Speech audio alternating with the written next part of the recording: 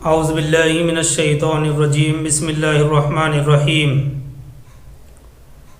یرید اللہ لیبین لکم ویہدیکم سنن الذین من قبلکم ویتوب علیکم واللہ علیم حکیم واللہ یرید ان یتوب علیکم ویرید الذین یتبعون الشہوات ان تمیلوا میلا عظیما یرید اللہ ان یخفف عنکم وخلق الانسان ضعیفا۔ یہ سورہ نساء آیت نمبر 26، 27 اور 28 تین آیتیں ہیں۔ پہلی آیت یعنی آیت نمبر 26 کا ترجمہ یہ ہے، یرید اللہ لیبین لکم، اللہ چاہتا ہے کہ تمہارے لیے احکام بیان کر دے۔ یرید اللہ لیبین لکم، اللہ چاہتا ہے کہ تمہارے لیے احکام بیان کر دے۔ ویہدیکم سنن الذین من قبلکم ویتوب علیکم، اور تمہیں ہدایت دے ایسے راستوں کی جو تم سے پہلے لوگوں کے راستے تھے۔ ویتوب علیکم، اور تم پر نظر عنایت فرمائے، اور اللہ سب کچھ جاننے والا اور حکمت والا ہے۔ اللہ چاہتا ہے کہ تمہارے لیے احکام بیان کر دے اور تمہیں ہدایت دے ایسے راستوں کی جو تم سے پہلے لوگوں کے تھے۔ ویتوب علیکم، اور تم پر نظر عنایت فرمائے، اور اللہ سب کچھ جاننے والا اور حکمت والا ہے۔ آگے چلتے ہیں آیت نمبر 27 کی طرف۔ اللہ تعالیٰ فرماتے ہیں، واللہ یرید ان یتوب علیکم، اللہ تو یہ چاہتا ہے کہ تم پر رحمت کے ساتھ توجہ فرمائے۔ واللہ یرید ان یتوب علیکم، اللہ تو یہ چاہتا ہے کہ تم پر رحمت کے ساتھ توجہ فرمائے۔ ویرید الذین یتبعون الشہوات ان تمیلوا میلا عظیما، اور جو لوگ خواہشات کی پیروی کرتے ہیں وہ چاہتے ہیں کہ تم راہ حق سے بھٹک کر دور نکل جاؤ۔ وہ لوگ چاہتے ہیں کہ تمہارا رجحان صراط مستقیم کے بجائے غلط راستوں کی طرف ہو جائے اور راہ حق سے تم بھٹکتے ہی چلے جاؤ۔ دوستوں اور بزرگوں، آج بھی عورت کی آزادی کی بنیاد پر اور عورتوں کے حقوق کے نام پر جو بھی تحریکیں چل رہی ہیں، یہ حقیقت میں اللہ کے قانون کو توڑ کر جنسی بے راہ روی پھیلانے کی ایک بڑی سازش ہے جو دنیا میں چل رہی ہے۔ بہرحال آیت کریمہ کا ترجمہ یہ ہے کہ یہ جو لوگ خواہشات کی پیروی کرتے ہیں وہ چاہتے ہیں کہ تم راہ حق سے بھٹک کر دور نکل جاؤ۔ وہ لوگ چاہتے ہیں کہ تمہارا رجحان صراط مستقیم کے بجائے غلط راستوں کی طرف ہو جائے اور راہ حق سے تم بھٹکتے ہی چلے جاؤ۔ آج بھی عورت کی آزادی کی بنیاد پر اور عورتوں کے حقوق کے نام پر جو بھی تحریکیں چل رہی ہیں، یہ حقیقت میں اللہ کے قانون کو توڑ کر جنسی بے راہ روی پھیلانے کی ایک بڑی سازش ہے جو دنیا میں چل رہی ہے۔ بہرحال، اور آیت 28 میں اللہ تعالیٰ فرماتے ہیں، دیکھیے کتنا اہم ہے، یرید اللہ ان یخفف عنکم، اللہ چاہتا ہے کہ تم سے بوجھ کو ہلکا کر دے۔ اللہ تعالیٰ تم پر تخفیف چاہتا ہے۔ یرید اللہ ان یخفف عنکم، اللہ چاہتا ہے کہ تم سے بوجھ کو ہلکا کر دے۔ یعنی ہمیں یہ نہ سمجھنا چاہیے کہ اللہ ہم پر بوجھ ڈال رہا ہے، اللہ تو ہم پر تخفیف چاہتا ہے، ہم سے بوجھ کو ہلکا کرنا چاہتا ہے۔ اگر ہم ان احکام پر عمل نہیں کریں گے تو معاشرے میں گندگیاں پھیلیں گی، فساد برپا ہوگا، جھگڑے پیدا ہوں گے، بدگمانیاں پھیلیں گی۔ اللہ تعالی ہم سب سے ان تمام کی روک تھام چاہتا ہے، وہ ہمارے لیے آسانی چاہتا ہے۔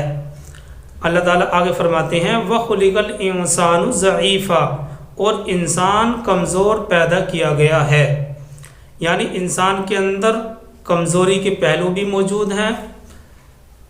دیکھیے خلقت کے اعتبار سے تو کمزور پیدا کیا گیا ہے، تو انسان کے اندر کمزوری کے پہلو بھی موجود ہیں، اور انسان میں ایک بہت اونچا پہلو بھی ہے جو اس کی روح ہے، یعنی اس کی روح جو اس کے اندر پھونکی گئی ہے، اور انسان کے اندر نفس بھی ہے جس میں کمزوری کے پہلو بھی ہیں۔ تو روح عالی مقام اور انسان کے اندر نفس ہے، اس کی وجہ سے کمزوری کا پہلو بھی ہے۔ تو بہرحال یہ مطلب خیز ترجمہ ہے ان تینوں آیتوں کا، یعنی آیت نمبر سورہ نساء آیت نمبر 26، 27 اور 28۔ اس وقت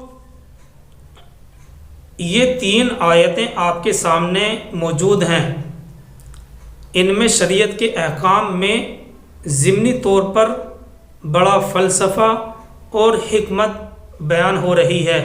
ان آیتوں کے اندر اللہ تبارک و تعالی شریعت کے احکام بیان کر کے ضمنی طور پر ایک بڑا فلسفہ اور حکمت بیان کر رہے ہیں۔ اصل میں کیا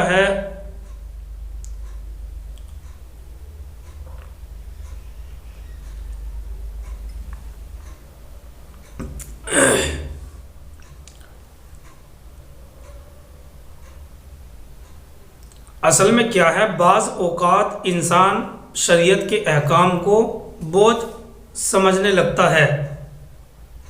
کئی مرتبہ ایسا ہوتا ہے کہ انسان شریعت کے احکام کو، شریعت کے حکموں کو اپنے اوپر بوجھ سمجھتا ہے۔ انسان کو جب یہ حکم دیا جاتا ہے کہ یہ کرو یہ نہ کرو، تو آدمی کی طبیعت ناگواری محسوس کرتی ہے۔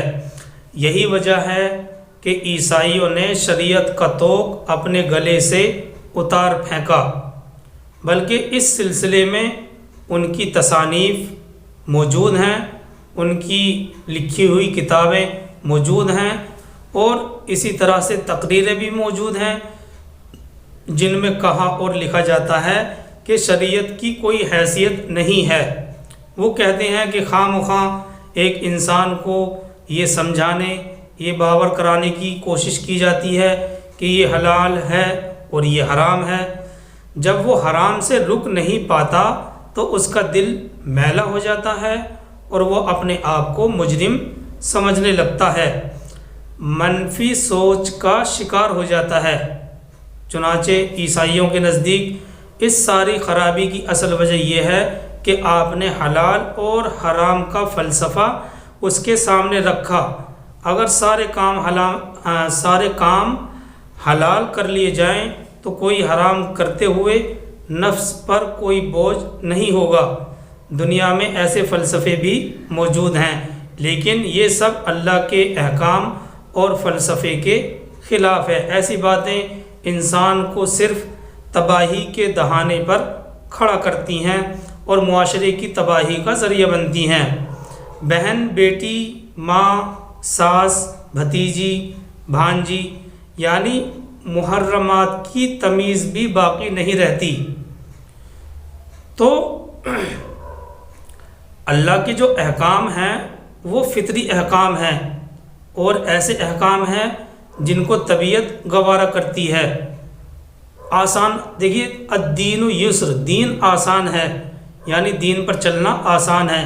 اب اگر کوئی چلنا ہی نہ چاہے تو بات الگ ہے۔ اور پھر یہ سارے احکامات جو اللہ تبارک و تعالیٰ نے بیان کیے ہیں، جو رکھے ہیں، ان سب قانون کے اندر ہماری ہی بھلائی ہے۔ اگر ہم ان قانون کی پابندی کرتے ہیں تو ہمارا معاشرہ پاک اور صاف ہو جاتا ہے۔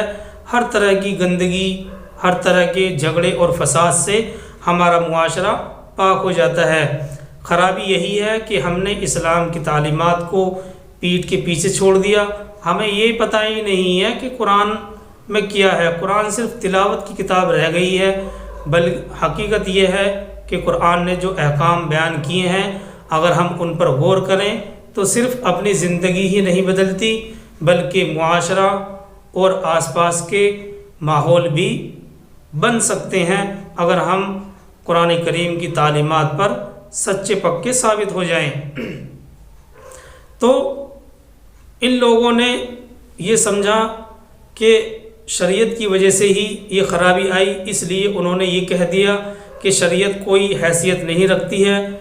چنانچہ ان کے نزدیک اس خرابی کی اصل وجہ یہی ہے کہ ان لوگوں کے سامنے آپ نے حلال اور حرام کا فلسفہ رکھ دیا، اس لیے اگر ساری چیزیں حلال کر لی جائیں تو کوئی حرام کام کرتے ہوئے نفس پر بوجھ نہیں ہوگا۔ دنیا میں ایسے فلسفے موجود ہیں، لیکن یہ سب فلسفے اللہ کے احکام اور فلسفے کے خلاف ہیں۔ ایسی باتیں انسان کو صرف تباہی کے دہانے پر کھڑا کرتی ہیں اور معاشرے کی تباہی کا ذریعہ بنتی ہیں۔ بہن بیٹی، ماں، ساس، بھتیجی، بھانجی، جتنی بھی محرمات ہیں ان کی تمیز کو ختم کرتی ہیں۔ تو بھائیو، ہمیں ایسا معاشرہ نہ چاہے جو بیٹی، ماں، بہن کی تمیز کو ختم کرے، بلکہ ایک صاف ستھرا ماحول چاہیے، صاف ستھرا معاشرہ چاہیے، اور یہ تبھی ممکن ہے جب کہ ہم قرآن کے احکام کو اپنے سینے سے لگا کر اپنی زندگی کے اندر اتاریں گے۔ تو بہرحال ان تینوں آیتوں میں ضمنی طور پر اللہ سبحانہ و تعالی یہی سمجھانا چاہ رہے ہیں کہ جو لوگ نفسانی خواہشات کی پیروی کرتے ہیں وہ چاہتے ہیں کہ تم راہ حق سے بھٹک جاؤ، وہ تم کو راہ حق سے بھٹکانا چاہتے ہیں، اور رہے اسلامی شریعت کے احکام، جتنے بھی اسلامی شریعت کے احکام ہیں تو ان کے ذریعے تو اللہ چاہتا ہے کہ تم سے بوجھ کو ہلکا کر دے۔ سورہ نساء آیت نمبر 28 اسی چیز کی ترجمانی کرتی ہے۔ اللہ تعالیٰ فرماتے ہیں واللہ یرید ان یخفف عنکم، اللہ تعالیٰ تو تم سے چاہتا ہے کہ بوجھ کو ہلکا کر دے۔ دیکھیے، اس سے جو پہلی آیت تھی یعنی آیت نمبر 26، یہ آیت ختم ہوتی ہے واللہ علیم حکیم پر، اور اللہ علیم اور حکمت والا ہے۔ اللہ علیم بھی ہے اور دانا بھی ہے۔ اس میں اس بات کی طرف اشارہ پایا جاتا ہے کہ سورہ نساء کے شروع سے لے کر یہاں تک جو احکام اور ہدایت بیان کی گئی ہیں، اور اس سے پہلے سورہ بقرہ میں تمدن، معاشرت اور معاشرے کے بارے میں جو ہدایات ہیں، ان سب کی طرف مجموعی حیثیت سے اشارہ کرتے ہوئے اللہ سبحانہ و تعالیٰ فرما رہے ہیں کہ یہ معاشرت، اخلاق اور تمدن کے وہ قانون ہیں جن پر پرانے زمانے سے ہر دور کے انبیاء اور ان کی پیروی کرنے والے نیک لوگ عمل کرتے چلے آئے ہیں، اور یہ اللہ کی عنایت اور مہربانی ہے کہ وہ تم کو جاہلیت کی حالت سے نکال کر نیک لوگوں کی زندگی گزارنے کے طریقوں کی طرف تمہاری رہنمائی کر رہا ہے۔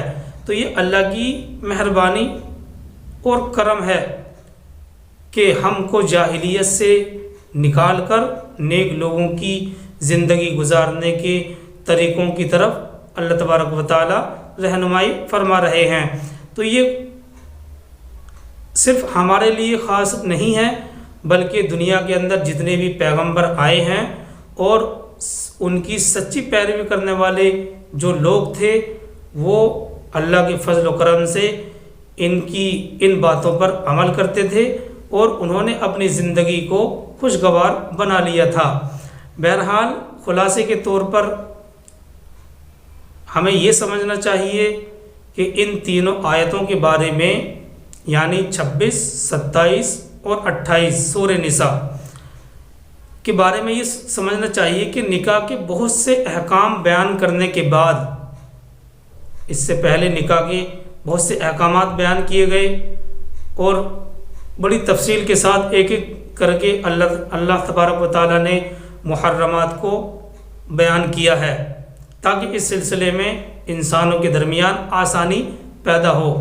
تو یہ ساری تفصیل آ چکی ہیں، نکاح کے بہت سے احکام بیان کرنے کے بعد ان آیتوں میں اللہ تبارک و تعالیٰ بتلا رہے ہیں، خوب کھول کر واضح طور پر احکام بتلاتے ہیں، اور انبیاء اور صلحاء جو پہلے گزرے ہیں ان کے طریقے کی رہبری فرما رہے ہیں۔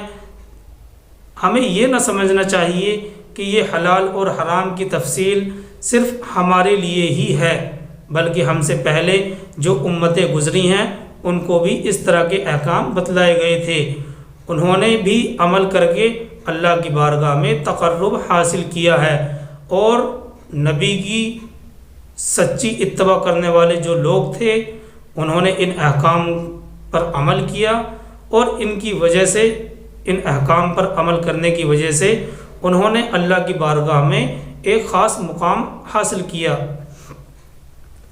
اچھا، اس کے بعد جو لوگ نفسانی خواہشات کی اتباع کرتے ہیں، اور وہ لوگ جو باطل مذہب ہیں جن کے نزدیک حرام حلال کوئی معنی نہیں رکھتی، وہ تو تم کو راہ حق سے ہٹا کر اپنے باطل ارادوں کی طرف متوجہ کرنا چاہتے ہیں۔ تمہیں ان سے ہوشیار رہنا چاہیے۔ بعض دھرموں میں، بعض مذہبوں کے اندر اپنی محرم عورتوں سے بھی نکاح کر لینا درست ہے، اور بہت سے لوگ تو اس دور میں نکاحی کو ختم کرنا چاہتے ہیں اور اس کو ختم کرنے کی سازش کرتے ہیں، اور بعض ملکوں میں یہاں تک ہو گیا ہے کہ عورت کو ایک مشترک سامان قرار دینے کی باتیں ہو رہی ہیں، بلکہ کر دیا ہے۔ یہ باتیں وہ لوگ کرتے ہیں جو سراسر نفس کے بندے بنے ہوئے ہیں اور خواہشات کے غلام ہیں۔ اسلام کا کلمہ پڑھنے والے بعض لوگ ان کے ساتھ اٹھتے بیٹھتے ہیں، ان کی باتوں میں آ کر اپنے دین کو فرسودہ سمجھنے لگتے ہیں، اور دشمنوں کی باتوں کو انسانیت کی ترقی سمجھتے ہیں، اور نہ چاہتے ہوئے بھی اس برے خیال میں وہ لوگ مبتلا ہو جاتے ہیں کہ جیسے ان لوگوں کے نظریات ہیں، کاش ہمارے دین بھی اس کی اجازت دیتا۔ اس قسم کے خیالات سے ہمیں اللہ کی پناہ چاہنی چاہیے۔ اللہ تبارک و تعالیٰ نے تنبیہ فرمائی ہے کہ تم لوگ ایسے لوگوں کے نظریات کو اپنانے سے دور رہنا۔ دیکھیے آگے اللہ تبارک و تعالیٰ نے فرمایا وَخُلِقَ الْإِنسَانُ ضَعِيفًا، اور انسان کو کمزور پیدا کیا گیا ہے، یعنی انسان خلقی طور پر کمزور ہے اور اس کے اندر شہوانی مادہ رکھا گیا ہے۔ اگر انسان کو بالکل ہی عورتوں سے دور کر دیا جاتا تو انسان اطاعت اور فرما برداری کرنے سے عاجز ہو جاتا۔ اس کی کمزوری کے پیش نظر عورتوں سے نکاح کرنے کی صرف ترغیب ہی نہیں دی، بلکہ نکاح کو نفس کی پاکیزگی کا اور ایک اس کے ذریعے سے جو ایک دوسرے کو فائدہ حاصل ہوتا ہے، اس میں دونوں کو ہی طاقت ملتی ہے۔ معلوم ہوتا ہے کہ نکاح انسان کی کمزوری کو دور کرنے کا آپسی معاہدہ اور ایک بے مثال طریقہ ہے۔ انسان کو کمزور پیدا کیا گیا، اس سلسلے میں ایک فتویٰ بھی بیان کیا جاتا ہے کہ آیت کریمہ کا مطلب یہ ہے کہ انسان بدن اور ہمت کے اعتبار سے کمزور پیدا کیا گیا ہے، اس لیے اللہ تبارک و تعالیٰ نے احکام کو لاگو کرنے میں اس کمزوری کا بڑا لحاظ کیا ہے، اور کوئی ایسا حکم نہیں دیا جو اس کمزوری سے، جو انسان کی اس کمزوری سے باہر ہو۔ یہ فتویٰ بیان کیا جاتا ہے کہ آیت کریمہ کا مطلب یہ ہے کہ انسان بدن اور ہمت کے اعتبار سے کمزور پیدا کیا گیا ہے، اس لیے احکام کو لاگو کرنے میں اللہ تبارک و تعالیٰ نے اس کمزوری کا بڑا لحاظ کیا ہے، یعنی کوئی ایسا حکم نازل نہیں کیا ہے جو اس کمزوری سے باہر ہو۔ اور دیکھیے جو سورہ بقرہ کی آخری آیت ہے جو گزر چکی ہے، اس میں اللہ تبارک و تعالیٰ نے یہی بات کہی ہے، لا یکلف اللہ نفسا الا وسعہا کہ کسی بھی انسان کو اس کی طاقت سے زیادہ تکلیف نہیں دی جاتی ہے۔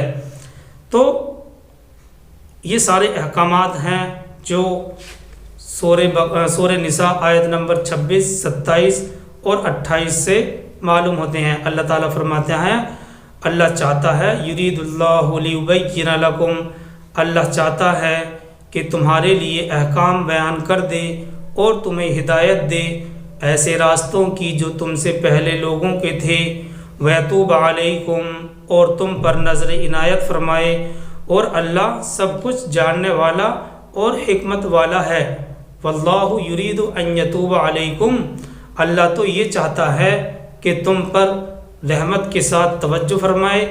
وَيُرِيدُ الَّذِينَ يَتَّبِعُونَ الشَّهَوَاتِ أَن تَمِيلُوا مَيْلًا عَظِيمًا، اور جو لوگ خواہشات کی پیروی کرتے ہیں وہ چاہتے ہیں کہ تم راہ حق سے بھٹک کر دور نکل جاؤ۔ یرید اللہ ان یخفف عنکم، اللہ چاہتا ہے کہ تم سے بوجھ ہلکا کر دے۔ وخلق الانسان ضعیفا، اور انسان کو کمزور پیدا کیا گیا ہے۔